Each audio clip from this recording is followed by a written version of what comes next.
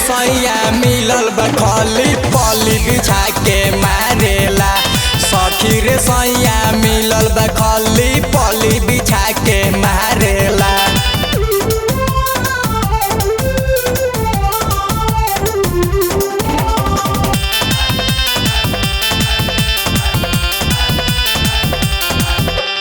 कब करे बिचवा में कब करे कगरी, रात भर पोखरा में मारेला मछरी।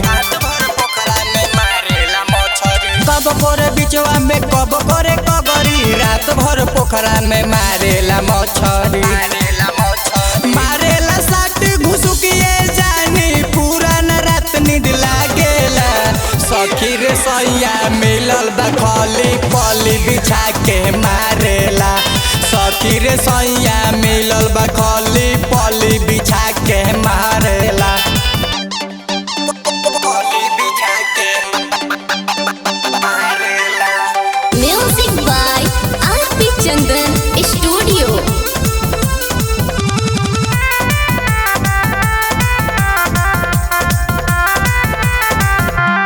कबो न उतरेला सुख शनिचर, हमके देखावे सनी लीवन के पिक्चर। कबो न उतरेला सुख शनिचर, हमके देखावे सनी लीवन के पिक्चर।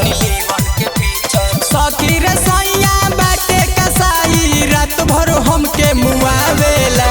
सखी रे सैया मिलल बखली पली बिछा के मारेला। सखी रे सैया मिलल बखली पली बिछा के मारेला। प्रेमी विकास चंदन से गोविंद जवानी के बुनिया झारेला। सखी रे सैया मिलल बखली पली बिछा के मारेला। सखी रे सैया मिलल बखली पली बिछा के मारेला।